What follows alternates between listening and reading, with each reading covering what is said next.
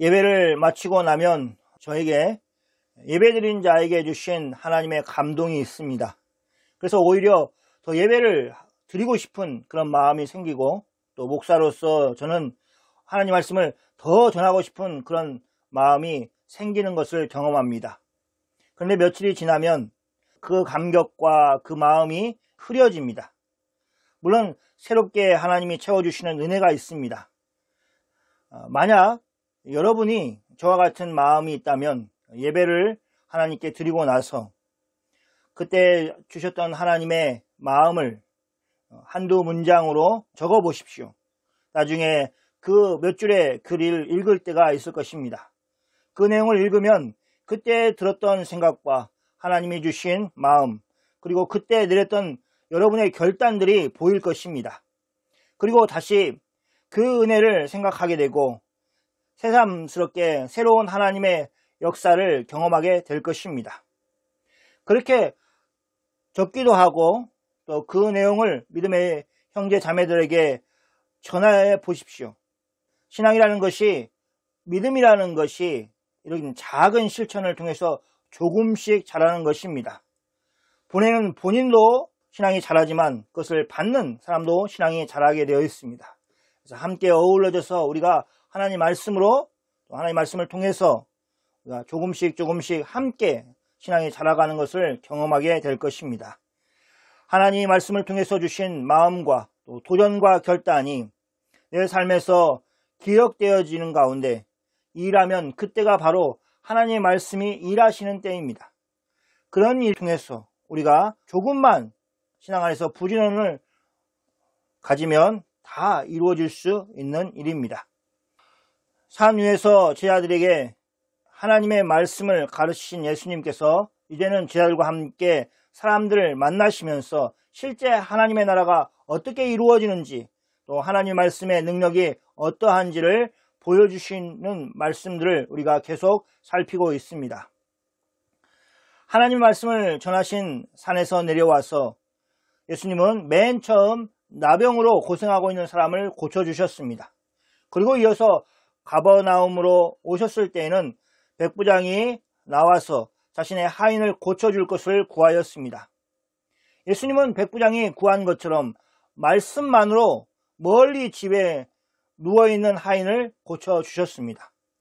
예수님이 백부장에게 말씀하신 즉시 그 하인이 나았다고 성경은 말씀하고 있습니다. 그래서 그 말씀을 믿는 모든 사람에게 예수님이 하나님이시구나, 또 그분의 말씀이 이처럼 멀리 집에 누워있는 하인을 낫게 하실 수 있구나 라는 것을 깨닫게 하였습니다.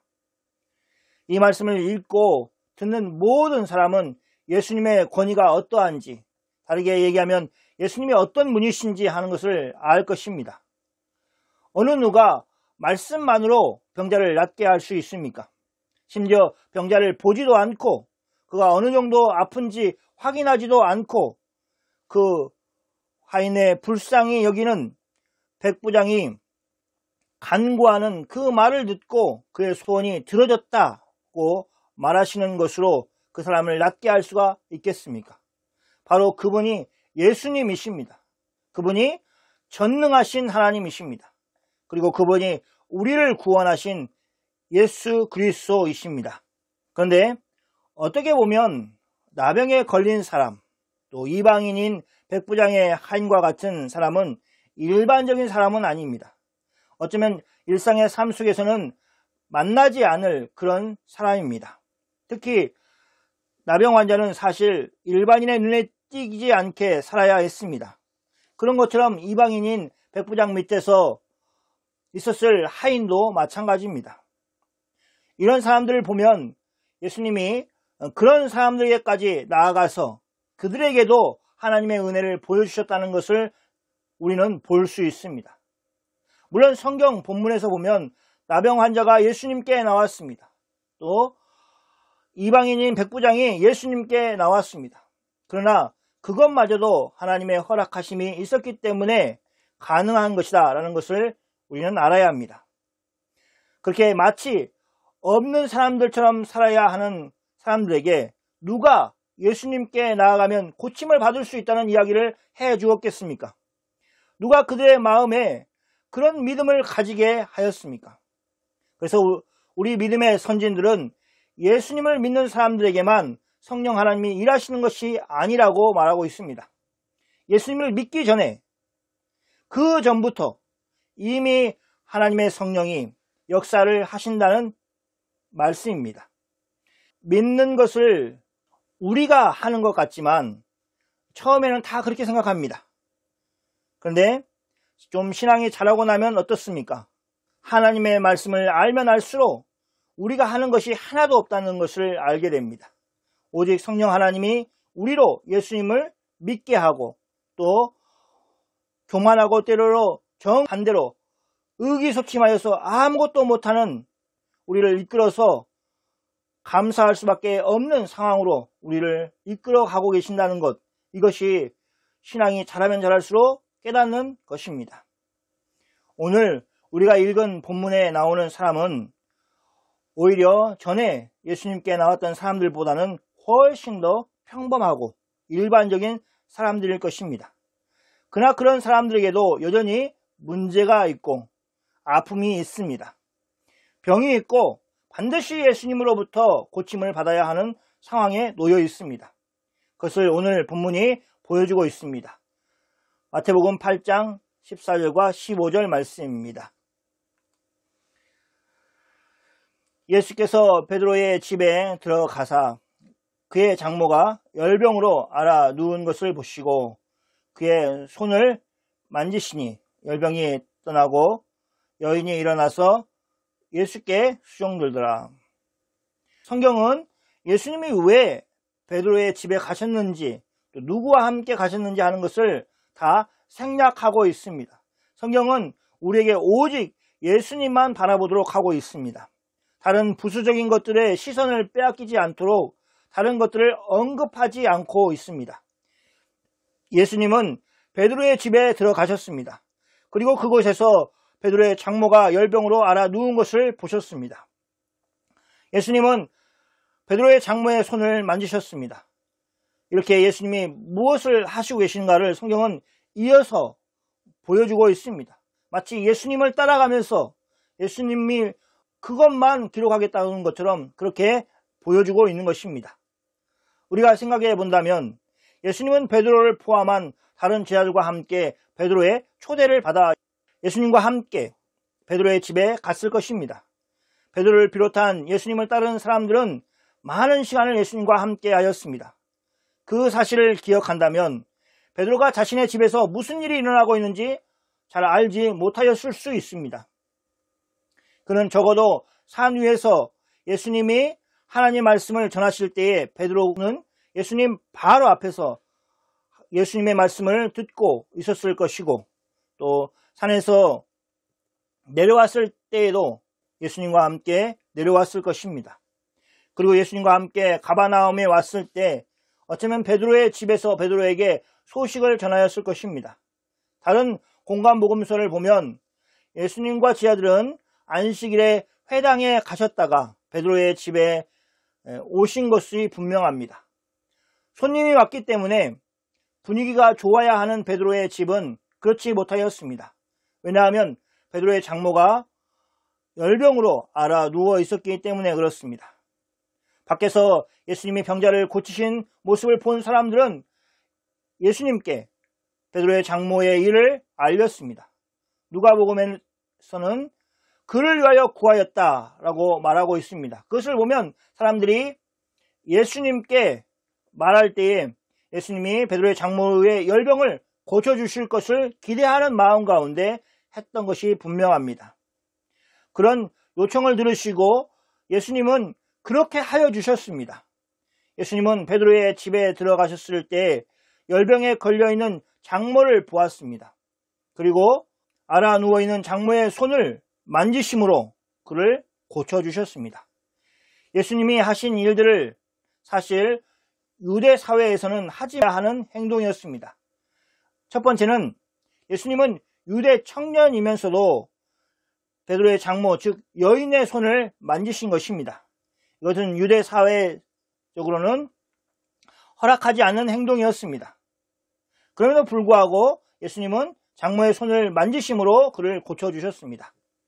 두 번째는 열이 있다는 것 자체가 병은 아님에도 불구하고 그것 자체를 그 당시에는 병으로 보았습니다. 그래서 열병이 있는 환자를 만져서는 안 된다는 것이 당시의 사회의 모습이었습니다. 그럼에도 불구하고 예수님은 베드로의 장모의 손을 만져주셨습니다.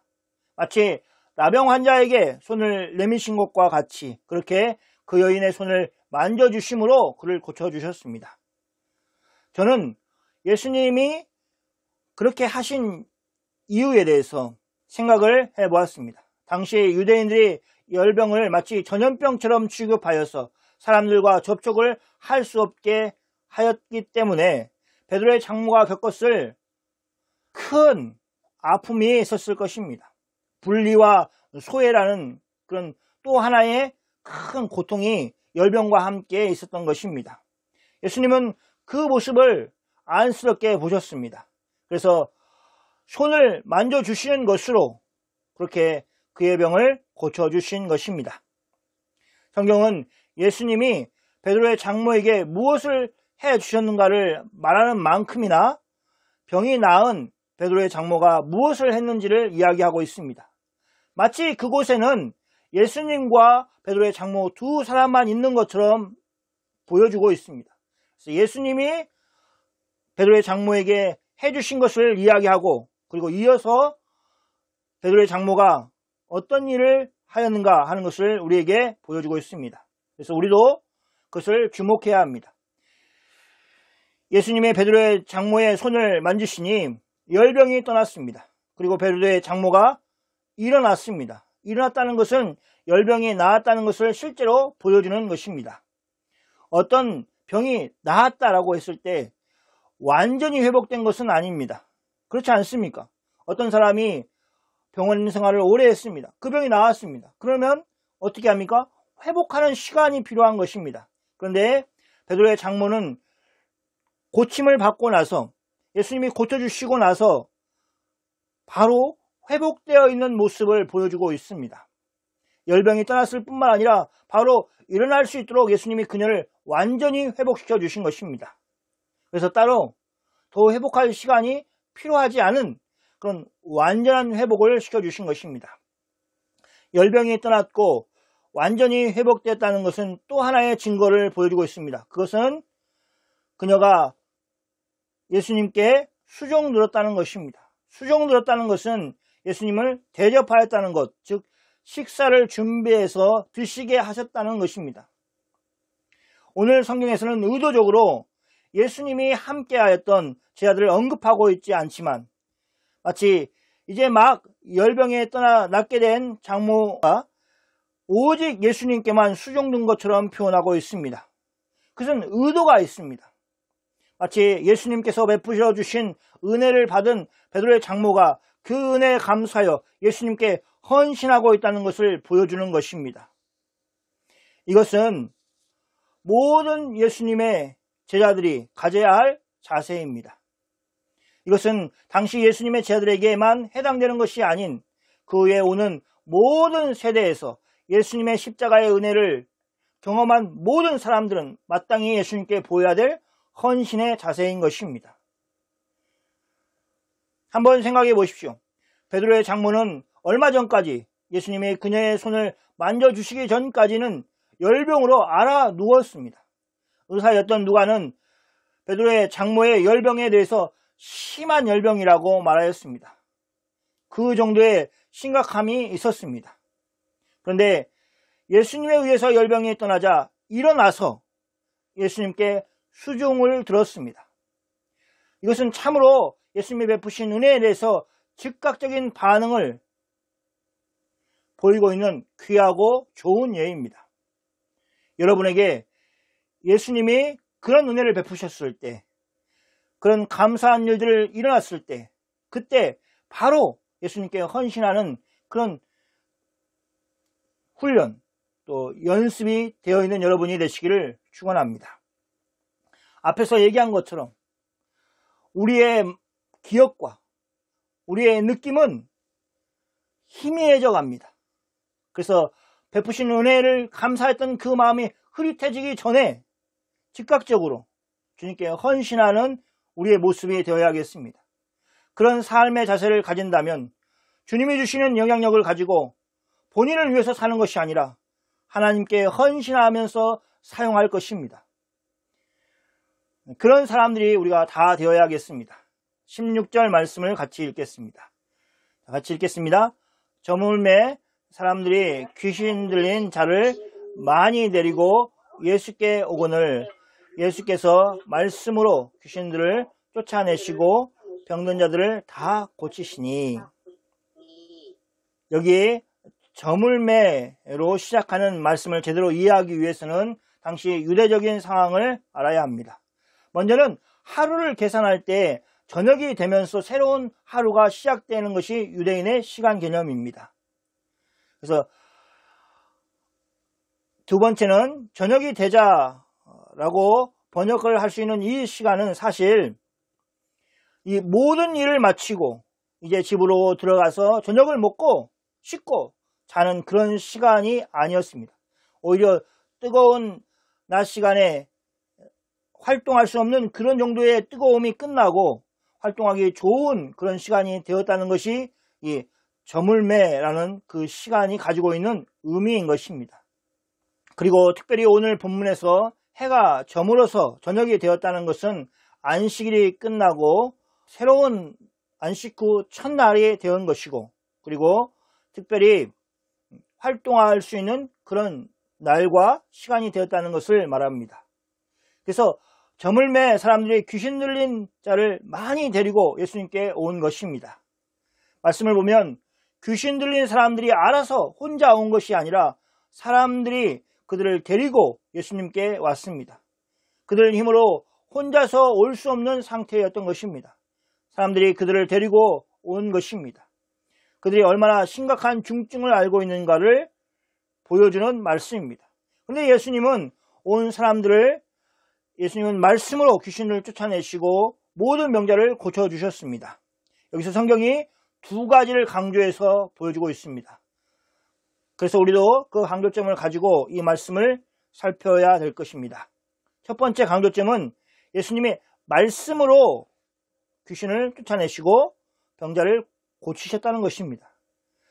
이 놀라운 이적과 기적의 중심에는 예수님의 말씀이 있습니다.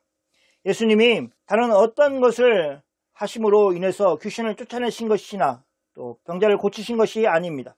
예수님은 말씀만으로 그 놀라운 일들을 하셨습니다. 계속해서 성경이 우리에게 예수님의 말씀으로 그 일이 이루어진다는 것을 보여주고 있습니다. 예수님은 말씀만으로도 백부장의 하인의 중풍병을 낫게 하신 분입니다. 그런데 그것은 백부장이 하인에게 가서 확인하였을 때 알 수 있었던 내용입니다. 그러니까 사실 예수님의 옆에 있었던 제자들은 그 일이 되어졌는가 되어지지 않았는가를 알 수 없었습니다. 그래서 사실 예수님이 백부장에게 가라 내 믿음대로 될지어다 라고 했을 때 그 말씀이 이루어졌다는 것을 당장에는 확인할 수가 없었습니다. 그러나 오늘 본문에 나오는 사건들은 어떻습니까? 제자들은 장모님의 열병이 예수님에 의해서 떠나가는 것을 확인하였습니다. 그렇게 확인할 수 있었습니다. 그 전까지만 해도 심한 열병으로 생사의 갈림길에 있었던 사람이 일어나 예수님께 수종드는 모습을 제자들은 직접 눈으로 보았습니다.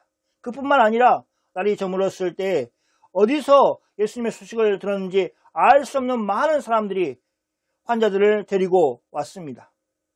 예수님이 제자들 앞에서 그들을 말씀으로 낫게 하시는 모습을 제자들은 보았습니다. 말씀만으로 귀신들을 쫓아내시는 모습을 제자들이 보았습니다. 말씀으로 병자들을 낫게 하시는 모습을 제자들이 따라다니면서 보았습니다. 제자들이 예수님에 대해서 어떻게 생각을 했을까 상상을 할 수 있습니다. 이런 예수님께 자신의 인생을 맡기고 싶다는 마음이 다 들었을 것입니다. 그리고 이 말씀을 읽는 우리도 또 설교를 전하는 저나 듣는 여러분도 그런 마음을 오늘 다 품기를 바랍니다. 예수님께 나와서 이렇게 말씀만으로 귀신을 내어쫓고 말씀만으로도 병자를 다 고치시는 그 예수님께 내 인생을 맡겨야겠다라는 마음을 다시 한번 가지시는 여러분이 되시기를 바랍니다. 두 번째 강조점은 예수님이 귀신을 쫓아내시고 병자들을 다 고치셨다는 것입니다. 다 고치신다라는 것입니다. 얼마나 많은 사람들이 왔는지 성경은 구체적으로 그 숫자를 이야기하고 있지 않습니다. 그러나 성경이 우리에게 이야기하고 있는 것은 사람들이 귀신 들린 사람들을 많이 데리고 예수님께로 왔다는 것입니다. 예수님은 그들을 그냥 돌려보내지 않으시고 다 고쳐주셨습니다. 예수님께 나온 환자들은 이런저런 병과 귀신에 들려 있었을 것입니다. 그런데 예수님은 어떤 환자는 고치시고 또 어떤 환자는 못 고치시는 그런 일을 행하지 않으셨습니다.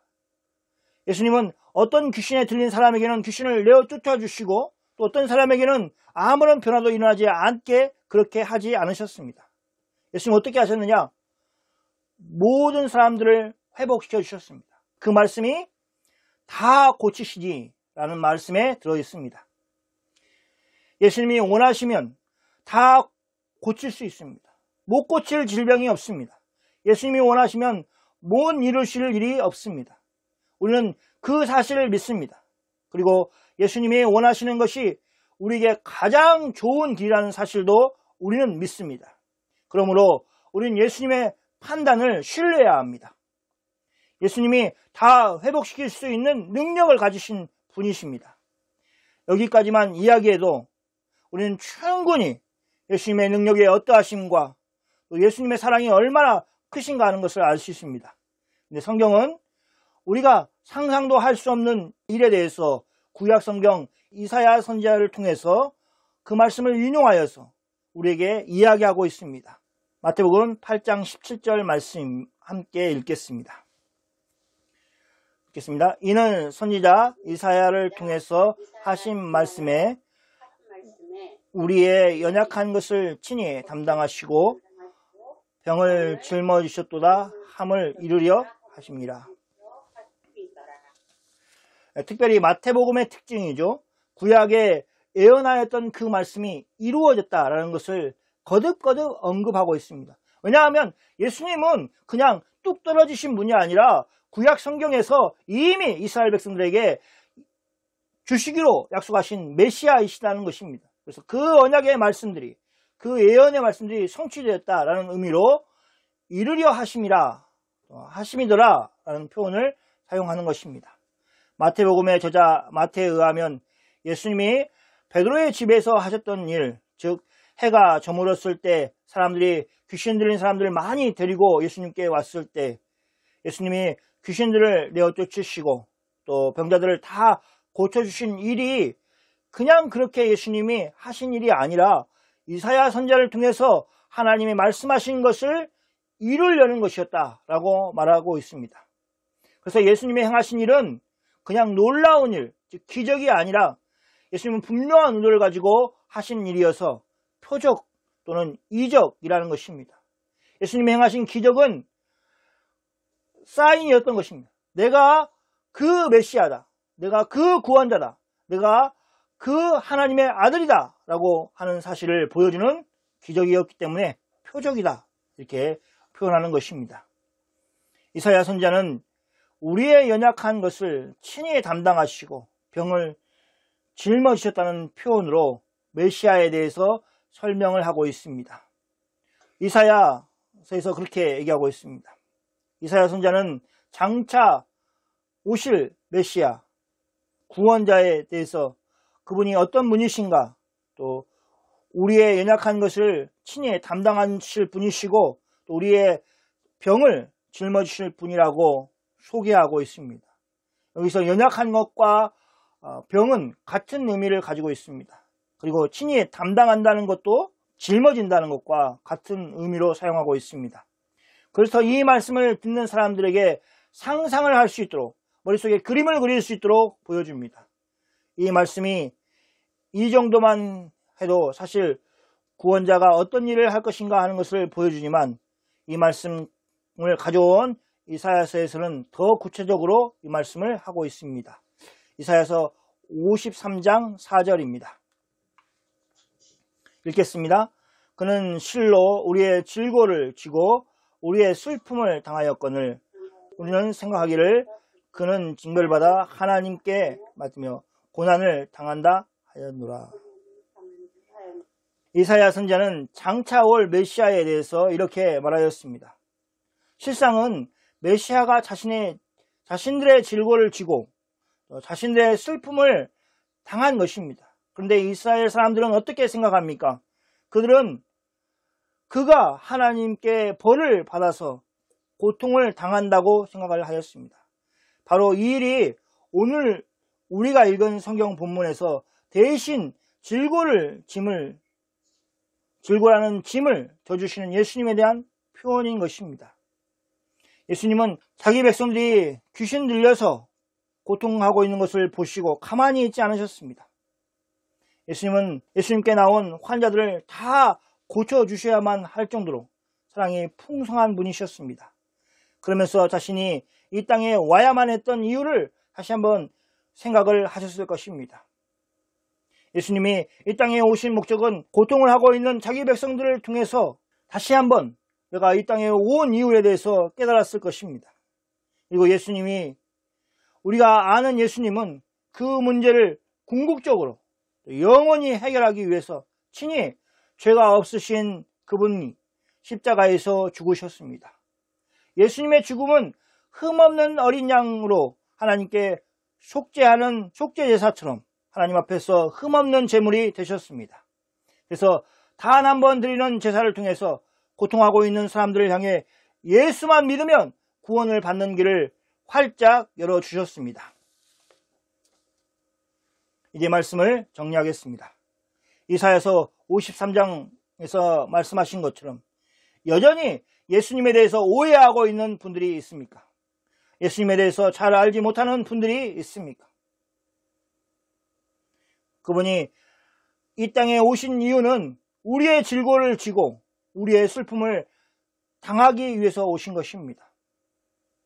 그리고 많은 유대인들이 예수님을 믿지 않고 인정하지 않다 하더라도 예수님은 자신이 이 땅에서 이루어야 하는 하나님의 말씀을 다 이루셨습니다. 예수님은 십자가에서 구원 사역을 완성하셨습니다. 그러므로 예수님의 구원의 은혜를 힘입은 사람들은 예수님께 마땅히 드려야 되는 헌신을 예수님께 드리면서 살아야 합니다. 마치 베드로의 장모가 보여주었던 것처럼 우리는 우리가 예수님께 받은 은혜를 가지고 나와서 예수님께 영광을 돌리는 삶을 살아야 합니다. 사랑하는 성도 여러분, 여러분의 행동을 고치려는 노력보다 우선돼야 하는 것이 있습니다. 먼저 우리는 예수님이 우리를 위해서 어떤 놀라운 일을 행하셨는지를 하나님의 말씀을 가지고 확인해야 합니다. 그 시간을 충분히 가져야 합니다. 그렇게 주님이 어떤 분이시고 또 예수님이 값없이 베풀어 주신 은혜가 얼마나 큰지를 안다면 우리의 마음이 온전히 주님께만 향하고 주님께 헌신하도록 우리의 마음을 움직여 줄 것이기 때문에 그렇습니다. 주님께 헌신한다는 것은 무엇입니까? 예수님이 우리에게 살도록 명령하신 삶을 사는 것입니다. 그것은 자기 자신을 위한 삶이 아닙니다. 그것은 오히려 자신을 부인하고 이웃을 위하여 사는 삶입니다. 예수님이 하신 것처럼 마음속에 예수 그리스도의 영이 있는 모든 그리스도인들은 하나님을 사랑하고 이웃을 사랑하는 삶을 살 것입니다. 바로 그것이 예수님이 그리스도인들에게 요구하시는 헌신의 삶인 것입니다. 자기의 힘으로 살아갈 수 있다고 생각하는 사람은 절대로 걸을 수 없는 길입니다. 오직 예수님을 믿고 예수님께 자신의 삶 전부를 의지하는 사람만이 걸어갈 수 있는 은혜의 길, 영광스러운 길입니다. 우리 모두가 그 길을 걸어가기를 예수님의 이름으로 축원합니다.